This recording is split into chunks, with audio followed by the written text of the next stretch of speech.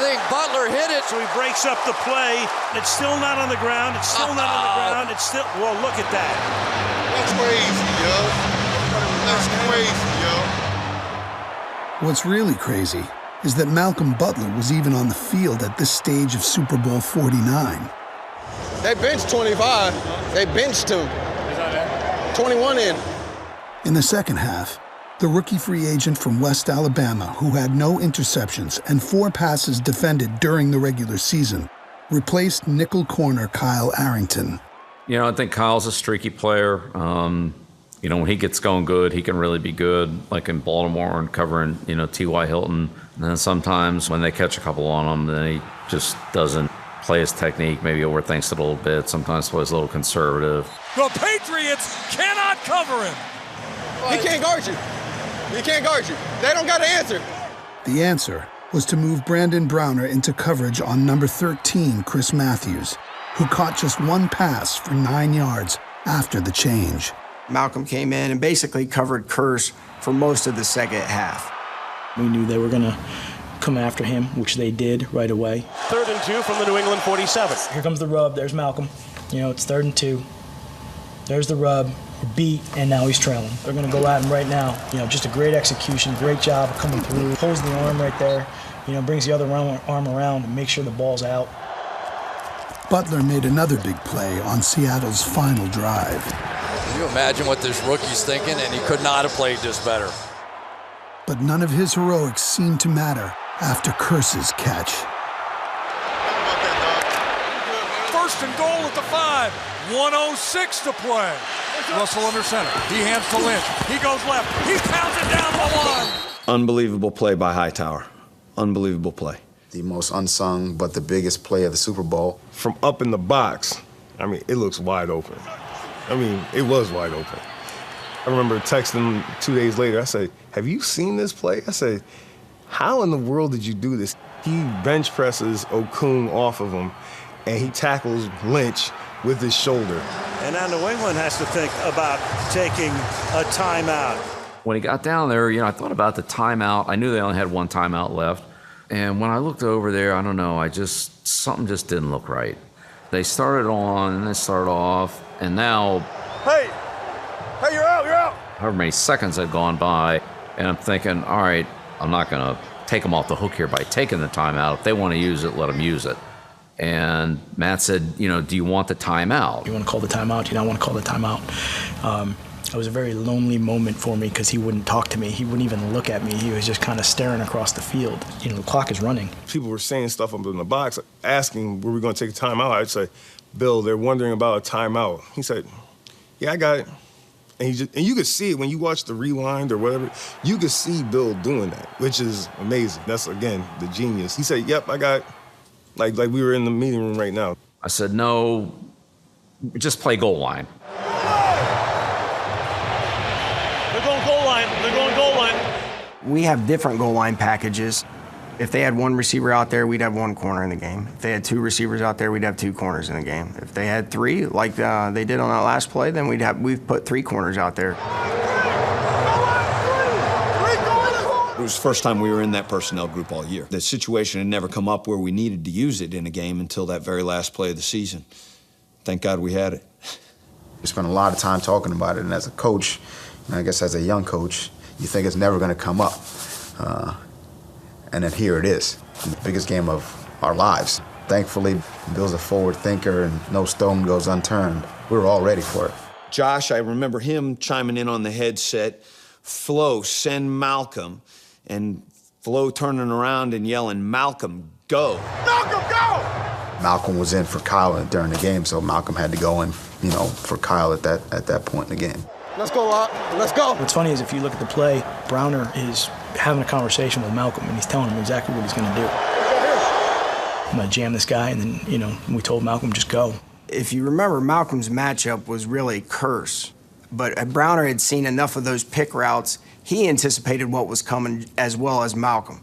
So he was like, let me get up here and jam the point, you go.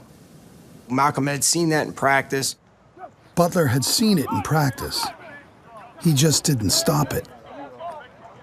The inside receiver got off the line and up into the end zone. Malcolm didn't really have enough awareness for the play, so he had to go all the way around behind the receiver and the defensive back, and there was just too much space. It was an easy touchdown. So the coaching point was, if they're close enough together, then you've got to be ready to get over the top, and the defender on the inside guy has got to jam him so that he can't pick the corner going over the top.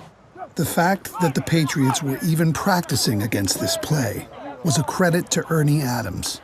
Ernie would diagram plays that either he thought that they might run against us or that he had seen from a previous game. We put all these plays on cards, so our scout team offense, they can just come up, we'll show them this card. You're going to win or lose games at practice. I mean, there is no such thing as being a game day player. You see situations come up on the practice field, you've worked on it, you know what it takes. When it comes up in the game, because you're trained, you're seasoned, you've seen it, you react to make the play.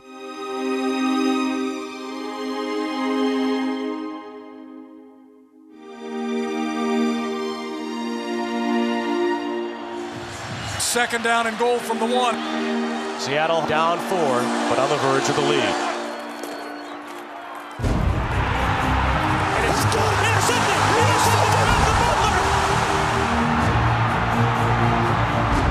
What happened? Overlapped it, undercut the route. He saw the pick play coming. He did his homework, and he fired his shot and made the play of the year. Browner really had a lot to do with that play because he jammed the inside receiver and never got off the line of scrimmage. And Malcolm anticipated the play that he didn't anticipate as well in practice. I wish I could say that everything we did worked out as well as that. Obviously it doesn't, but we do try to make sure we're ready for anything that's going to come up on a Sunday. So much work went into that. I mean, I can't tell you how many guys got that same route.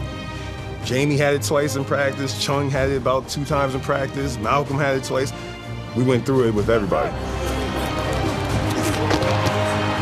Matt Patricia's in the middle of it, kind of doesn't know what's going on, is somewhere in disbelief to concerned that it isn't real and is screaming, "We're all right?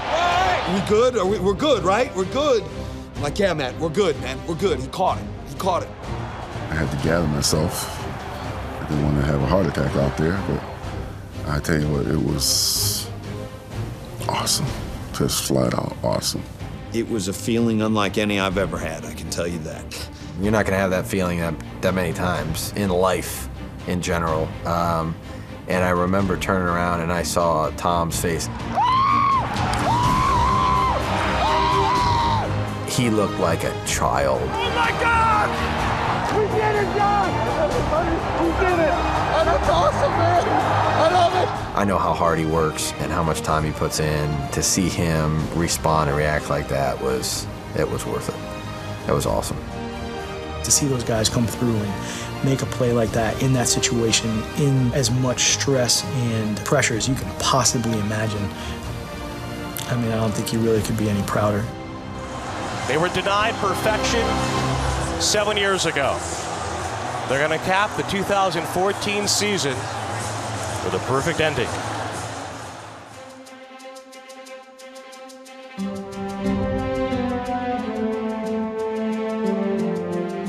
You dream about that happening as a coach.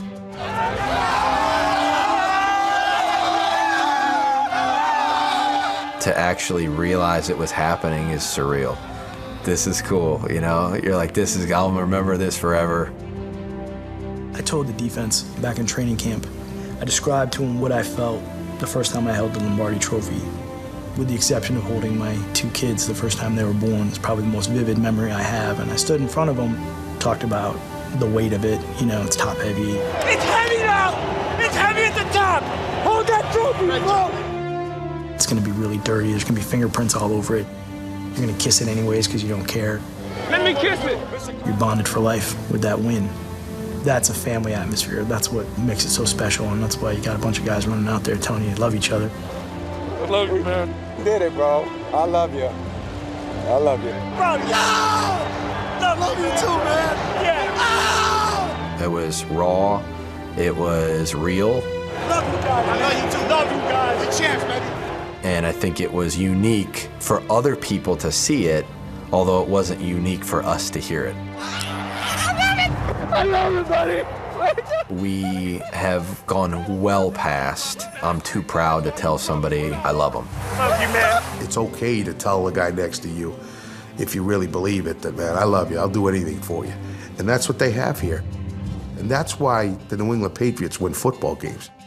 I want to thank the great coaching staff, the players, because we are all Patriots. And tonight, once again, the Patriots are world champions.